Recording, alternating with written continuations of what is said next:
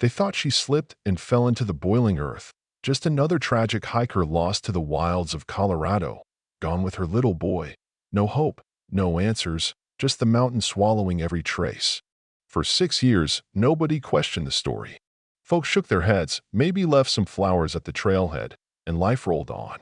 But then a retired K-9 named Hunter changed everything with one bark, a bark that split open the silence, dug up secrets that somebody wanted to keep buried forever. You know what I mean? Sometimes it takes a dog to find what people miss. July in the Rockies is a paradox: thin air, bright sun, but shadows that stretch forever. Officer Leah Monroe rolled up at dawn, gravel crunching under her SUV, the world silent except for a few rangers milling around and a yellow ribbon with "Restricted Active Investigation" fluttering in the breeze. Hunter, her old partner, sat in the passenger seat, posture alert, amber eyes tracking everything. Even retired, he looked every bit the legend: sable coat, squared jaw, the kind of dog that made you think twice before running. They'd been called back in for a missing persons case, 6 years cold, but now there was a clue: a toddler's sock, just half buried near an emergency shelter. You could feel it the minute you stepped out, the tension, the questions that didn't add up. Sarah Brennan, 34, a hiker who didn't make mistakes, disappeared with her 2-year-old son Ethan. Everyone said it was an accident. Hot day, tough trail, must have slipped. But Leah never bought it. Not really. Sarah was meticulous, double-checking weather, gear, even snacks. She'd been hiking with her baby. There's no way she'd just vanish. Hunter jumped out and started working the scene, nose in the air, circling, reading the story the world left behind. They made their way to Avalanche Creek Shelter, the last place Sarah and Ethan were supposedly seen.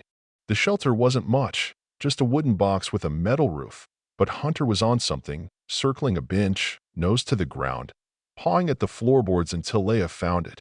Not a sock. A necklace, delicate silver, compass charm, Sarah's, engraved, M, always find your way home. Right then, the whole story shifted.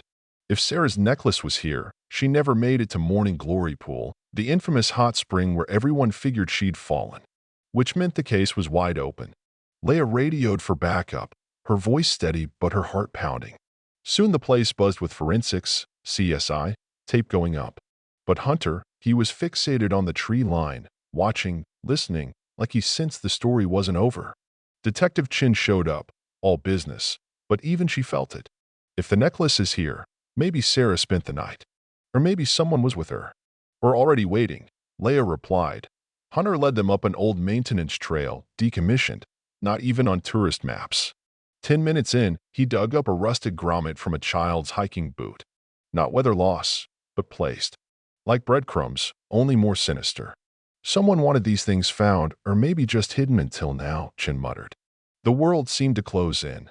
That night, Leah sat outside the ranger station, staring at the moon, Hunter at her feet, the clues piling up: sock, necklace, boot. This wasn't some accident. It was deliberate. Someone had been there all along. Enter Tom Mitchell, the trusted ranger, late 40s, cool, the kind of guy who helps families find a trail or fixes a flat. "How's your dog?" he asked, kneeling to pet Hunter. But the German shepherd just stared back, stiff, unblinking. Not a growl, not a wag, just a warning. Next morning, Chin and Leah dug into Sarah's old hiking logs and found it. She'd been scouting the trail a week before she vanished, planning the exact route, checking shelters alone. Maybe she met someone then. Maybe that someone had been waiting. Hunter's bark pulled them to a decommissioned ranger cabin, locked newer than the rest, footprints, coffee mug, kid's t-shirt, child's socks, one matching the sock found by the shelter. Souvenirs. Leah's stomach turned. Whoever did this didn't just hurt Sarah. He took Ethan. Suddenly, Hunter caught a new scent, bolted out the door. Leah followed, branches whipping her arms, lungs burning, but she kept up. The dog led her to a hidden cabin, camouflaged by time, not on any map. Inside, a blanket, a child's backpack, a crayon drawing of a stick-figure family and a dog. This wasn't a hideout, it was a home. Detective Chin arrived, eyes wide. He's been here. Maybe not recently, but long enough to draw pictures. Someone took care of him. Now the story was more than a disappearance. It was a kidnapping. Back at the station, Leia and Chin dug deeper, scouring old staff records. Mitchell's name popped up, on duty the day Sarah disappeared, listed at Avalanche Creek Shelter. That detail was never flagged. Next morning, they confronted him. Mitchell was calm, too calm. I already told the other team what I knew. But Hunter growled, and Chin slapped a photo on the desk, the crayon drawing. Mitchell's practiced smile cracked. I didn't mean to hurt her, he began. His confession was ugly. Sarah had sought shelter from a storm. Ethan was tired, hungry. Mitchell, desperate after years of failed adoptions, asked if Sarah would ever let someone else raise Ethan. She called him sick, tried to leave. He stopped her violently. Hid the body, took the boy, raised him with his wife, renamed him Owen. Ethan grew up thinking his mother died in a car crash. Mitchell tried to justify it. He's our son now.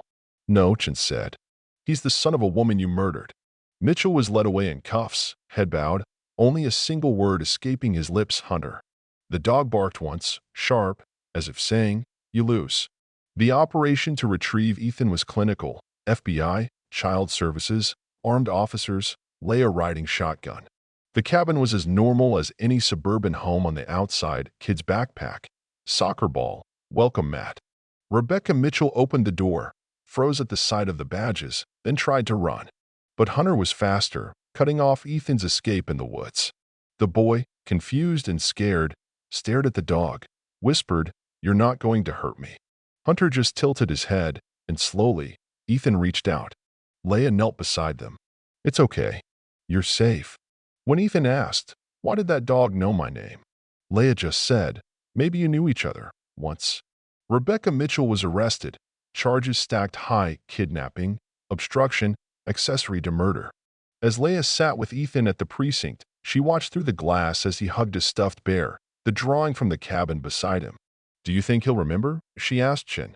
"Not in words, but feelings. That dog. It's in there somewhere." Hunter lay at her feet, calm at last. The next day, Mark Brennan arrived at the airport, face drawn, hope and dread warring in his eyes. "Your son's inside," Leia said. "He's safe. He's strong. And he's ready to meet you." Mark knelt, greeting Hunter first. When they brought Ethan in, there was a pause, then a spark of recognition. "Do you know the story about the bubble water?" the boy asked.